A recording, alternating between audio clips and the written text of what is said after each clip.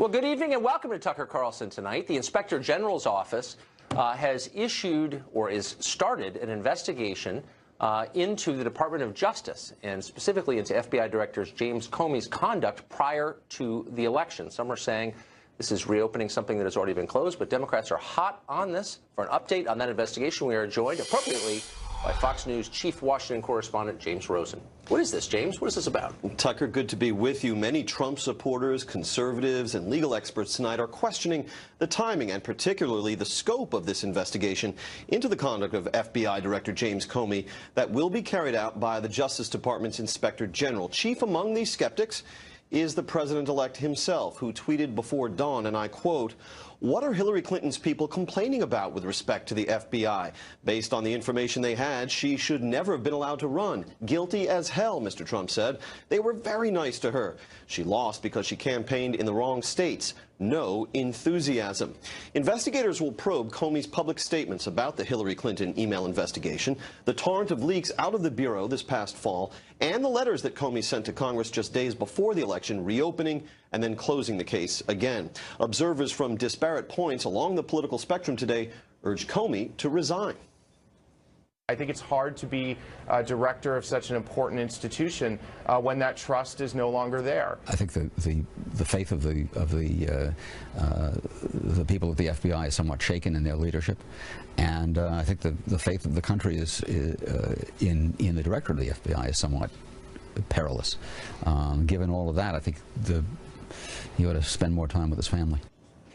The IG probe will notably not include the conduct of Attorney General Loretta Lynch, who was forced effectively to recuse herself from the Clinton email case when it was disclosed that the Attorney General had met privately with former President Bill Clinton. Many Republicans see the IG probe as simply an attempt to delegitimize Mr. Trump before he takes office. If the scope is indeed limited to the director of the FBI's conduct, then I think they have a point. I mean, why not look at the entire circumstances here? Why not look at what Attorney General Lynch did and the meetings that she held, her recusal? I think that's all very important. So in short, Tucker, you ask me, what is this all about? Experts I've spoken to said that, yes, Director Comey's conduct throughout this case and very key decisions he made at various points are precisely the kind of thing, especially in such a high-profile case, right, that an Inspector General would investigate. But it is the circumscribing of this case, the sort of narrowing it just to Comey, that bothers conservatives. Right. Where's the Loretta Lynch component? Among other things, yeah. Among other things. James, thanks a lot. You bet. Appreciate it. Well, Hillary Clinton's defeat in November might have prompted some soul-searching in the American press. Instead, the blame has been placed on, among other things, an alleged plague of fake news. And now, with 1 week until the inauguration, lawmakers are trying to use the scourge of fake news to influence what your kids learn in school. California Assemblyman Jimmy Gomez has, in fact, introduced a bill that would require schools to teach civic online reasoning in California. The goal, to tell students what news is fake, what is real, and shape their beliefs accordingly. Assemblyman Gomez joins us now. Assemblyman, thanks a lot for coming on. Thank you, Tucker. So you have written this piece of legislation that commands, if passed, will command the schools to do this, to teach, quote, the ability to judge the credibility and quality of the information found on internet websites, including social media. How exactly will they do that? Tell fake from real. So, Tucker, my bill, AB 155, the Fake News Act of 2017, directs the Instructional Quality Commission to develop a curriculum with experts in education on civic online curriculum, civic online reasoning, and how to include that into different courses: civics, history, mathematics, and science. And it will basically allow them to discern how do you break apart information in the digital age that they consume over the internet as well as social media, so they can break it apart and decide for themselves what is credible and what is not. But how will they do that? I mean, how do you tell a story that's fake from one that's real, and what does it mean to be fake? Well, one of the things that I grew up learning is how do you use footnotes and citations in order to verify the facts that I was reading. One of the things that we know is that on online sources, we can't really do that. It's very difficult. So one of the things it's going to do is give them the skills on how to research who owns a particular domain name. You know, is it the real Fox News Twitter handle with the check mark, or it isn't? because a lot of people are having a tough time telling, is this really Fox News or is this some other site? Oftentimes, people believe the false site or the false Twitter account more than they do the real thing. So this isn't about telling them what to believe. It's just giving them the skills so that they can actually distinguish for themselves what is real and what is fake. What that means to be false. I mean, does that mean that the content on the site is false if you don't like the domain name? I mean, what does false mean? No, it means that, you know, one of the things, it's not about false means sometimes there's some websites that give you a little bit of real information, a little bit of fake information, and they kind of blur it all together. I know Fox News would never do that. You guys try to give them the real facts, just like every other news station according to their mission.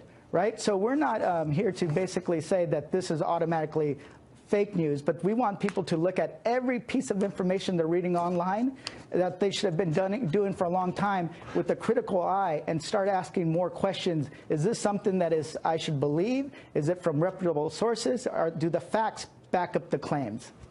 I mean, I guess a lot of questions come to mind. First among them, why can't they do that themselves? Why are you assuming they don't already do that? Who are you to make that decision? But you keep dodging the core question, which is, how do you know what's fake and what's real? I mean, that's at the center of this. It's the fake news bill. What's fake news? And I'm not getting it from what you just said. Well, there's, I mean, for example, BuzzFeed, which is a big website, billion-dollar website, just released a 35-page dossier purportedly on Donald Trump, purportedly from Russia. Is that fake or real, in your judgment? Well, one of the things I try to do is look at every story with a critical eye, and then I try to do more research on it. I don't automatically believe everything that I read, but I do want to make sure that we kind of break it apart. I want our students to be prepared. You know, this is a digital age where we get more of our information through online and social media resources than we do from books and newspapers. In the past, we even had to question books and newspapers, but for some reason, we're in an age where people think just because they read it online, they believe it's real. And that is a big problem, because if we can't agree on... May I stop you there? How do you know that people believe what... I mean, you seem to have a pretty low opinion of the intelligence of your constituents. Why do you think that the people who vote for you, your voters in California, believe everything they read? Do you have evidence for that they're that dumb? Carlson, you're putting words in my mouth. I never said that. What I believe is that what we're trying to do is prepare. What we're trying to do is prepare our youth for a digital age. You know, there's nothing wrong with it. It's like when technology was changing and people started using computers, we wanted them to learn how to use a computer so that they can be competitive, so they can actually be able to go and get a job and be able to adapt to the changing environment.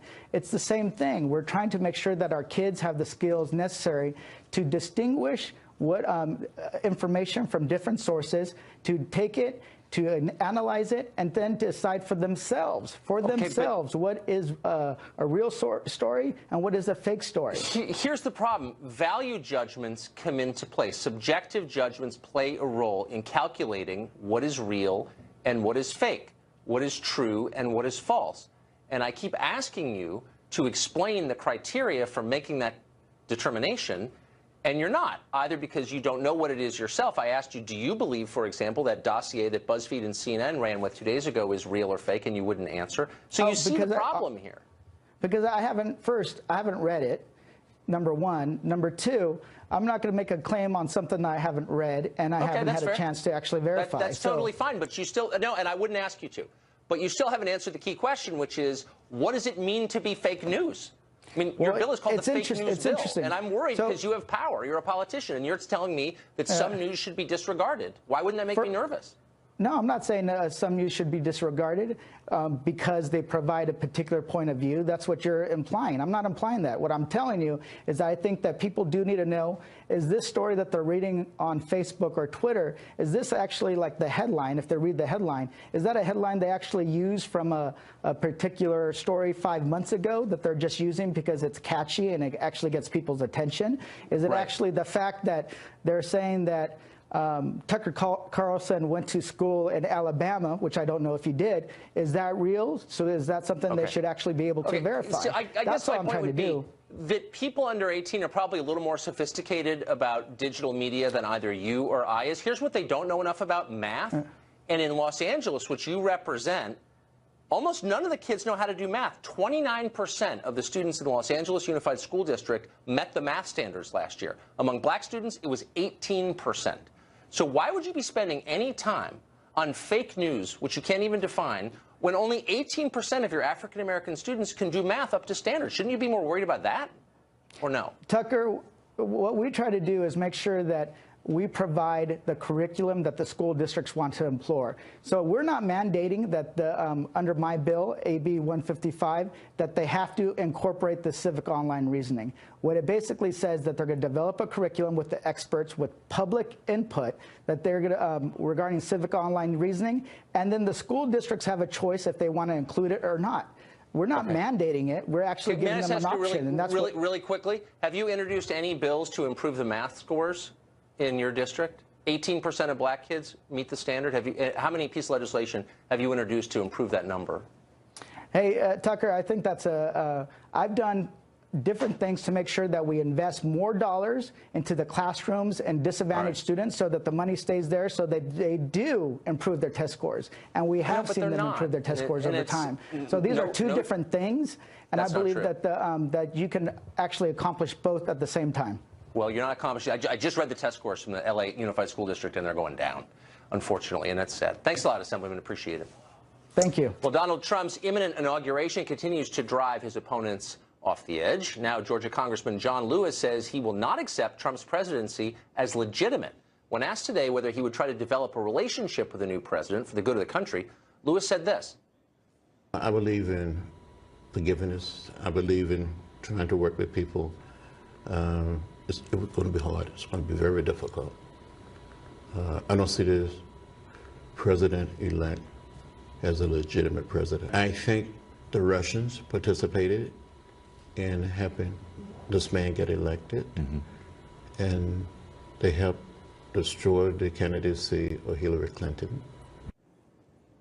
Well, because of Trump's supposed illegitimacy, Lewis says he plans to join 5 other Democrats in boycotting the inauguration next week. Well, Donald Trump's plan to drain the swamp in Washington includes banning all former members of Congress from lobbying for 5 years once they leave. But the Speaker of the House, Paul Ryan, is not on board. During a town hall over at CNN on Thursday, Ryan described Trump's proposal as, quote, dangerous. Would a lobbying ban really imperil this country, or is the real threat to the personal wealth of lawmakers? Joining us now, the co-host of The Five and one of our favorite people, Kimberly Guilfoyle. Kimberly, it's great to see you. Hi, Tucker. Great to see you. So I don't want to pile on the Speaker of the House, who I think is on the right track on most things. Certainly. But Donald Trump was elected in part to clean up Washington, which is self-evidently corrupt. Voters believe that. I live here. I can tell you they're right. And so it's a little strange that a pretty common sense provision like banning members of Congress from cashing in at the expense of taxpayers would be described by the Speaker as, quote, dangerous. What do you think he meant by that? Yeah, I think it's a little bit disconcerting, isn't it? Because, you know, Speaker Ryan is someone that I admire. I'm sure that you admire. I think that he has the best interests of the country at heart. But when you see President-elect Donald Trump talking about that it was part of the Drain the Swamp movement, he knows what he's talking about, because you want to make sure that there is an ethical, clear line, that you don't have people joining in terms of their public service and civic service in order to profit on the other end. You want people to be genuine of spirit and heart, and they want to be all in because they want to act in the best interests with the utmost ethics and propriety in terms of the country. So if people are doing this only to be able to cash in on deals and get a bigger, better deal on the other end, there's a problem on that end of the goalpost, isn't there? So you have to give pause for a moment, with all due respect, when the Speaker says this, because I understand where the President-elect is coming from. He's saying, let's make it pure, let's make it clean, so that we get the best and brightest of the purest of heart to try to invest in the fabric and the skin of this country so that we are all the beneficiaries. It is a public service, and it is deemed as such for a reason. Well, of course. So here, just to be fair, I want to read the Speaker's words so our viewers can assess them. He said this about the lobbying ban, but what if you want to become an advocate for the Cancer Society? What if you want, after you retire, to help your local hospital system and be on their board to support them, and then go get legislation? And we tried to get Speaker Ryan to respond directly tonight, but he was busy feeding war orphans and trying to cure lupus, so he wasn't here, of course, to respond. Nice touch. But that, with respect, That's ludicrous. I live among lobbyists, Right. nice people. They're not there to help the Cancer Society. They're there to get rich, which is their right, of course. But let's not pretend that this lobbying ban would put a lot of these guys out of the Mother Teresa business, because it wouldn't. No, let's be honest. It may be a little bit of like a delay in the game, like sort of like a little bit of a temporary rain out, but it wouldn't preclude them from being able to benefit in the future. And of course, in a free and democratic society, that is what we want. We want people to be invested in this country, to dedicate themselves, to give a public service, and then, yes, we want them to be able to provide for their families on the other end, but with due measure, and to be circumspect in terms of how they proceed on that path. And I think that is the intent of what the president-elect is saying. And I think also, as a realist, that Speaker Ryan is saying, look, people need to put bacon on the plate, Tucker. Well, yes, but the effect comes at our expense. I mean, that's why all those mandates are in Obamacare. That's why everyone but me and you is enjoying some sort of esoteric tax break that allows them to buy a new plane. I mean, it's lobbyists who are doing that. I'm sorry, it's true. Kimberly? No, but you're right. Yeah. There's lack of purity in the process. We shall cleanse. We shall cleanse. I hope they do. Thanks a lot, Kimberly. Great to see you. Always a pleasure. Up next, the furor over alleged Russian hacking frames the Kremlin as an enemy of America. Russia expert Stephen Cohen joins us to explain what the two countries could gain through renewed engagement. Something, he says. Also, driverless cars coming to the state of Arizona. Sounds great, and it will be for some. We'll ask the Republican governor of that state what's going to happen to those who drive for a living. What are they going to do when their jobs disappear?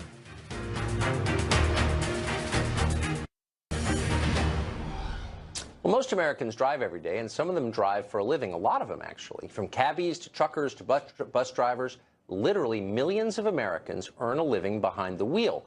But the driverless car will kill these jobs. Recently, Uber's driverless cars hit the streets of Arizona at the invitation of Governor Doug Ducey. Did he think about the consequences to American jobs? We asked him that question. Thanks for joining us, Governor. I appreciate it. I think I understand what you're trying to do with this driverless technology. California has too much regulation. Arizona has less.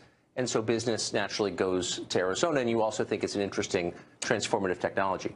I agree with all that. But my question is, what's going to happen to all the drivers displaced by this technology? There are an awful lot of them.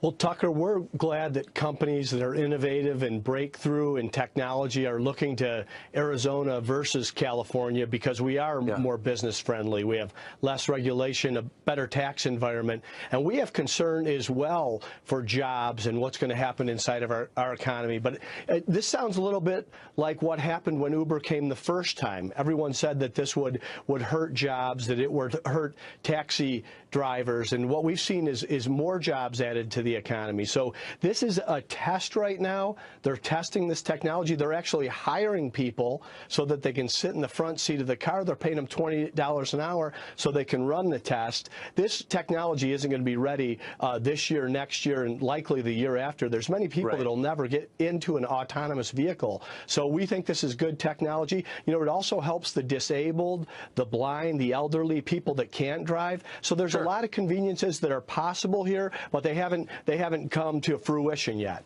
Right, and there's a lot that's good about it. But on the other hand, they're not going to be paying people to drive in autonomous cars for long. By definition, the whole point is to lower labor costs. And this is not Uber. The scale is different. I mean, in the majority of states, 29 out of 50, the single most common job is driving for a living. And I believe in this country, it's the single most common job for men with a high school diploma. So this is millions and millions of people who are going to be out of work if this technology proceeds, as it apparently is. Why should government be making it easier for this technology to make people unemployed?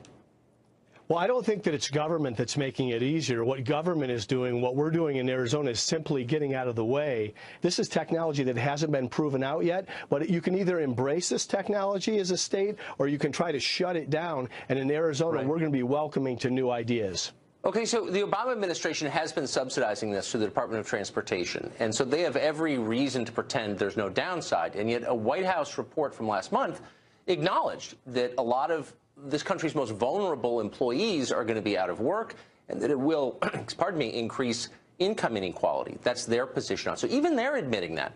Shouldn't the companies benefiting from this do something, I'm not sure what, to alleviate the social dislocation this technology is going to cause? Well, the best thing to do in this type of situation is have an economy where jobs are being created. In Arizona, we've created, or the economy has created, 100,000 new jobs over the last 2 years. So we're doing some things right. We have openings in the service economy as well. So in terms of what government should be doing to punish companies for new technologies, I don't know that that's something that I'm in favor of. I want to see an economy that's creating new jobs and opportunities so people have options as we have these conveniences and innovations come to us. But not all new technologies produce more jobs than they destroy. In fact, in the last 20 years, we've seen net job loss because of technology. I'm not against technology. It's cool. It increases efficiency, but it doesn't increase jobs or pay. So those service industry jobs you mentioned pay less than driving jobs on average. And so the people who make less are more dependent upon government subsidies. You know this as a governor. So more housing vouchers, more unemployment insurance, more disability, more flat-out welfare. The public bears those costs. We want to put people to work. We have an economy that's creating jobs here. This is something we're testing here, Tucker. We're going to continue to test it, and we're going to continue to attract jobs to our economy. And I mean, you're going to see some turnover if this is successful, but I think you'll see other opportunities to maintain these vehicles. You'll see continual people driving other people. So I'm hopeful as to what's possible here, but at the same time, this is a technology that's moving forward. Right. No, you're absolutely right on all of that, I think, and you're optimistic, which I appreciate. But let me just ask you one question that I've been asking a lot of people recently, not just on TV. Who is thinking about what happens to all these people, not just the drivers displaced by autonomous vehicles, but by the line workers displaced by robotics, by physicians displaced by supercomputers, all the people whose jobs are going away because of technology? What are they going to do? And who's thinking about that? Do you know anyone who's thinking about it? I'm thinking about Arizonans every day and what's best for them, how I can create more jobs as our kids graduate from high school and college. So this is going to be in a unique and innovative economy. These opportunities are going to be there, but there's going to be some change, and we need to be thinking ahead about how we get people working and employed. Yeah, poor California. You're already stealing all their smart people. Governor, great to see you. We're going to continue. Thank you, Tucker. I bet you will. Thanks a lot. Cold War come back so soon. In Washington, it's 1985 again. Russia expert Stephen Cohen says there's a reason so many in D.C. are trying to prevent President Trump from cutting a deal with Vladimir Putin. He joins us next to explain why exactly.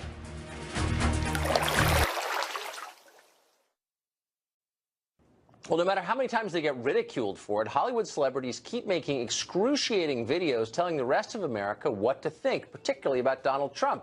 Self-awareness, not their strong suit. Well, this time, the Celebrity Justice League gathered to sing the song "I Will Survive," to show their continued defiance toward the incoming administration. Here's a clip, if you can stand it. Did you think I'd crumble? Do you think I'd lay down and die? Oh, no, not I. I will survive. Oh, as long as I know how to love, I know I'll stay alive. I've got all my life to live. And I've got all my love to give. And I'll survive. I will survive. Hey, hey. I like that part. I will survive! That's so good. I never want that to end. Well, oddly, "I Will Survive," of course, is about a woman escaping an ex-boyfriend. Maybe this video was made about the wrong president. We'll ask. Well, the Washington establishment and its media lackeys remain obsessed with Russian hacking and its alleged influence in November's election. Some have even stooped to pushing an unverified document, a dossier, claiming Trump has been compromised by Russian intelligence.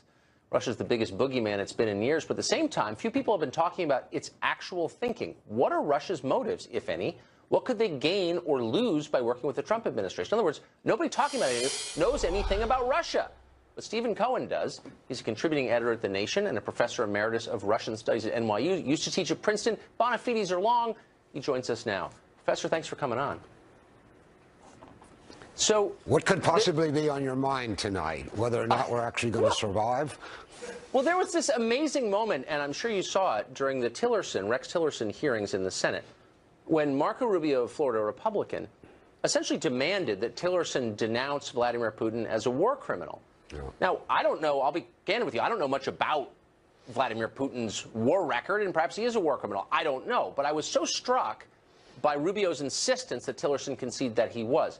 Would America gain something, do you think, from an incoming Secretary of State calling the Russian head of state a war criminal? No, because it would end what President-elect Trump says he wants to do, and that's create a new policy toward Russia that we used to call détente, cooperation. Yes. So we got a very simple decision in front of us. Perhaps the worst relationship with Russia in our time, perils everywhere from the Baltics to Ukraine to Syria, to guys running around, as you and I talked tonight, Tucker, terrorists, looking for radioactive material to make bombs that if they set them off, we won't be able to inhabit those places for a generation. Trump seems to understand this. He seems to understand that we can't deal with these problems without Russian cooperation. And meanwhile, you get in this country already a bloody war against Trump, partly because he wants to do this. Did I hear Representative Lewis say on your broadcast a few minutes ago that he doesn't recognize Trump as a legitimate president? That's right. Well, Because if that's of the case, Russia. what about the leaders of the states Trump has to deal with around the world? Are they supposed to regard Trump as an illegitimate president? Well, Trump will have control of our nuclear arsenal, so I think they will take him seriously because they have no choice. But I'm wondering about the motive here. Obviously, some of it is to tarnish Trump before he takes office. But the antipathy toward Russia seems real from a lot of the ideologues involved in this. And I think probably Senator Rubio is one of them. And I'm not degrading it. I'm just trying to understand it. Why? Why are they so anti-Russia? With all the threats we face, why Russia? Well, in a word, and again, let me take the political Fifth Amendment. I'm not a partisan of Trump. I'm not a partisan of Putin. I'm a partisan of American national security. And they say these things because they do not know what they're talking about. They don't know the dangers. They don't know Putin's real role in the world. He is far from the greatest threat to America. Think back. Well, you probably weren't born then, but you know the history. Remember what Ronald Reagan did. He had called, he had risen to power, he had embraced the idea that the Soviet Union was an evil empire. Then in 1985, for reasons, good reasons of his own, he decided he wanted to do a grand détente with the new Soviet leader, Mikhail Gorbachev. And you don't remember, but I will tell you that his own party, the Republican Party, savaged him, said he was betraying the cause. I remember. Now, they couldn't attack his character as they do Trump. But can you imagine if Reagan had been so slurred in the American press? So I think Reagan is actually the model for Trump. At that time, it was the evil empire. Today, Putin is the Darth Vader of the East. It isn't true. I mean, the threat that Putin represents to the United States, I would rank, probably wouldn't make the top five, but they're testifying in Congress that it's number one. Yes. And this is a threat to our own national security. Look, it does seem that way. Look, yeah, I'm sorry, we're out of time, but I just want to affirm as a non-Russia expert that what you're saying comports with common sense. It does seem like hysteria has seized D.C., but and we're in danger as a result. It seems that way. Professor Cohen, thanks a lot for joining us. Good to see you. Up next, two men are trying to restore the vote to 1.7 million ex-felons in the state of Florida. If they succeed, it could cause a seismic shift in national politics. They're joining us in a minute to explain why we need to do it. Stay tuned.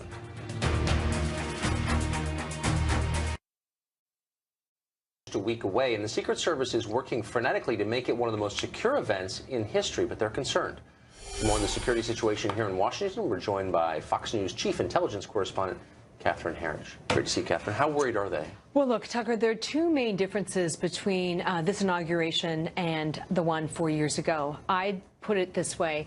They're very focused on the lone wolf actor, and what you'll see along the inauguration route and this sort of secured perimeter are large dump trucks with cement or sand, kind of what we saw in Times Square for New Year's Eve, and then also the Macy's Thanksgiving Day Parade. That's to prevent these ISIS-inspired terrorists from using trucks as weapons to mow down civilians. The second change is concern about UAVs or drones, and they have an ability to deliver a payload. So we went to the Secret Service site out in Maryland where they were doing training this week. And what you can see there on the screen is that They use a UAV. In this case, it's a mock-up to do the delivery of a chemical agent. So that's the kind of scenario that they're also prepared for. So the thing that's so unique about this event is that they have to really be ready for every contingency, from if Melania Trump sprains her ankle on the parade route, they got to know how to deal with that. And then they also have to know how to deal with someone who's a lone wolf, or even the use of a chemical agent. So without being specific, you can reassure us that it is possible to prepare for a UAV gas attack? Yes, it is, yeah, based on their training. That's one of the things that they do. They also do the exercises you were just seeing in the video, but they also do what are called tabletop exercises, sort of like what it is that we're doing right here. You kind of talk through different scenarios, and it's a way to make sure everyone's on the same page. It's sort of very reinforcing, a tabletop, and then also a drill at a site like we saw out in Maryland.